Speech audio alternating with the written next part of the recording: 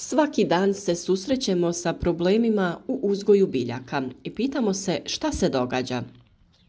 Svjedoci smo klimatskih promjena, shvatamo da smo kao čovječanstvo sami najveći krivac za to što nas je zadesilo. Mnogi kao jedinke misle da ne mogu ništa promijeniti, ali to i nije baš tako.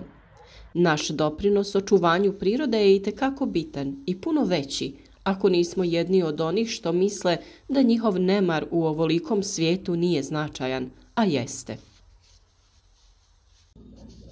Samim tim se više vrtlara okreće se prirodnim rješenjima, koriste prirodna organska gnojiva, ekološke preparate za zaštitu od štetnika i bolesti kako bi održali zdravu sredinu u svom vrtu. Briga o biljkama u organskom vrtu također predstavlja odgovorno upravljanje tlom kako bi se osiguralo održivo okruženje za rast i razvoj. Mi se trudimo da takve savjete predstavimo na našem kanalu kako bi svi bili više savjesni i uzgajali biljke na ekološki prihvatljiv način. Upravo iz tog razloga danas govorimo o korištenju zeolita u vrtu, naglašavajući njegovu ulogu u zaštiti tla, biljaka i vode te očuvanju prirode. A šta je to zeolit? Zeoliti su prirodni rijetki minerali vulkanskog podrijetla. Nastali su hemijskim procesom koji je trajao dugi niz godina reakcijom vulkanskih para i oceanske vode. Prilikom erupcije vulkana tekuća lava i gust pepeo u kontaktu sa morskom vodom formirali su stvrdnutu lavu iz koje se 1000 godina kasnije počeo formirati zeolit.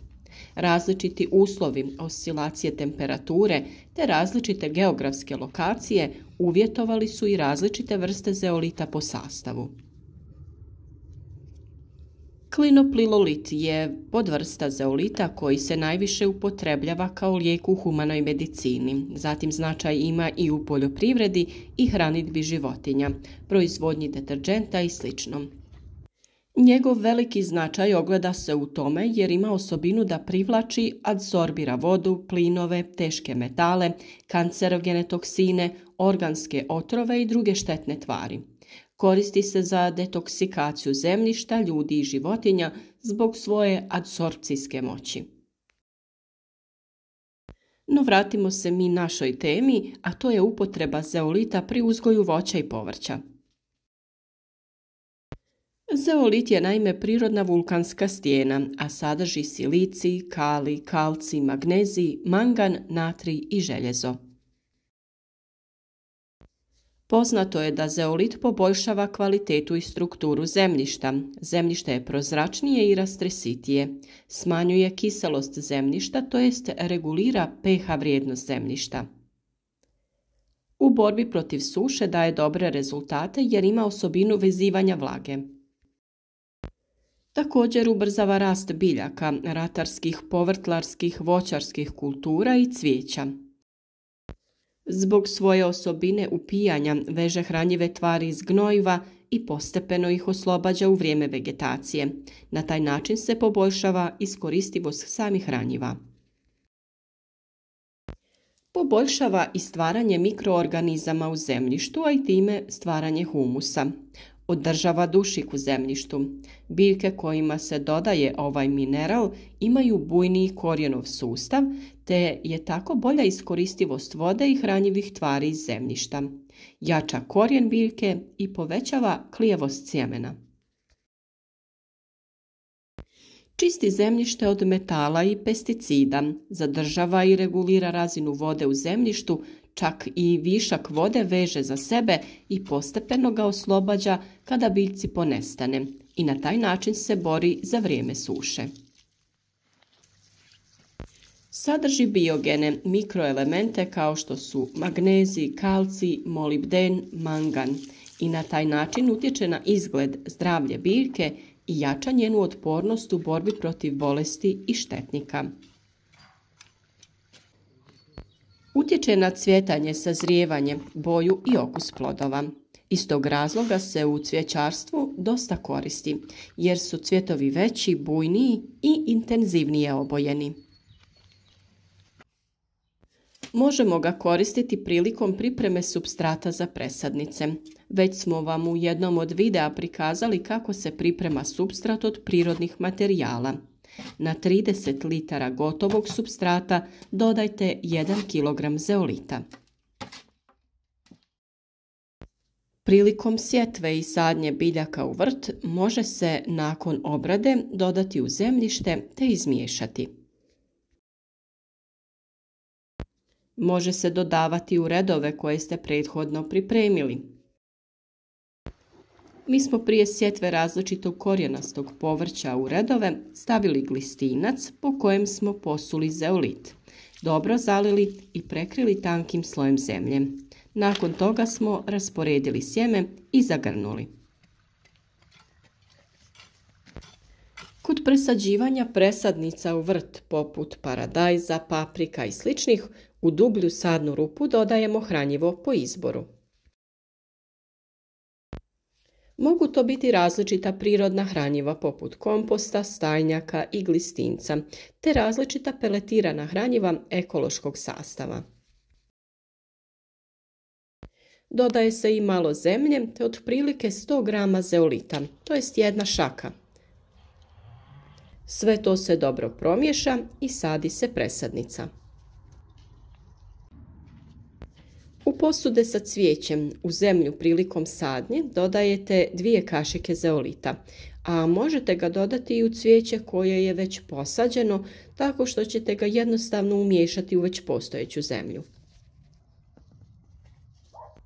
Osim svega ovoga, zeolit je i svoju primjenu pronašao i prilikom skladištenja voća, povrća i prehrambenih proizvoda.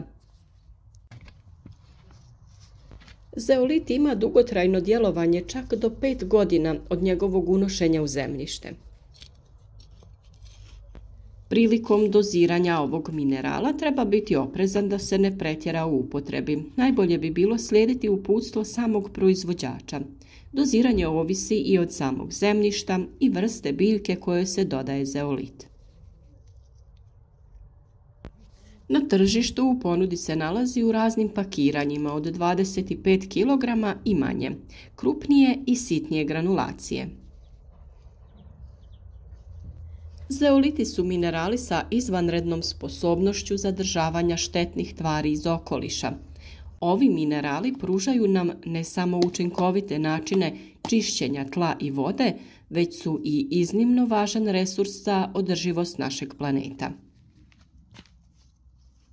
Njihova jedinstvena kristalna struktura omogućava adsorpciju, proces u kojem se tvari fizički zadržavaju unutar pora i kanala minerala.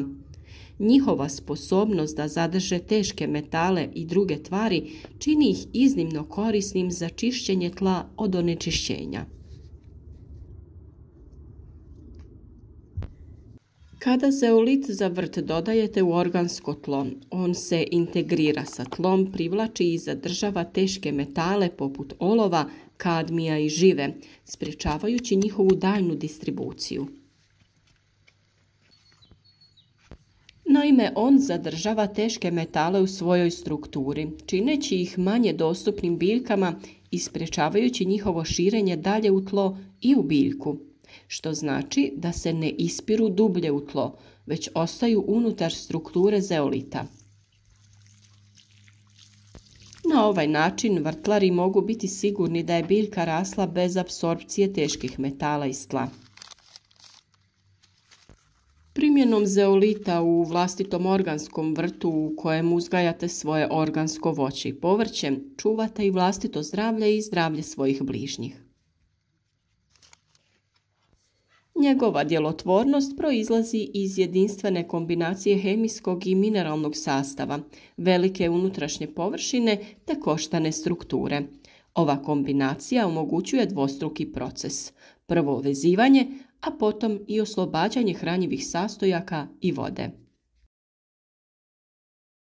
Važna karakteristika zeolita za vrt je postupno oslobađanje elemenata biljne hrane, posebice dušika. On može zadržati topljive tvari, vezati ih i neutralizirati i uvijek je dostupan biljkama i mikroorganizmima. U Uz primjenu organskih gnojiva i ekoloških preparata za zaštitu i jačanje biljaka, Izeolit postaje vaš saveznik u organskom vrtlarenju. Ne samo da pomaže u rastu i otpornosti biljaka, pružajući im podršku tokom vegetacijskog razdoblja, već pritom dodaje vrijednost vašem sudjelovanju u primjeni održivog uzgoja. Ukoliko želite biti uspješni i uzgajati zdrave i kvalitetne biljke, družite se s nama svaki dan. Podržite naš rad, zapratite kanal, ostavite like podrške, a za sva dodatna pitanja javite nam se u komentarima.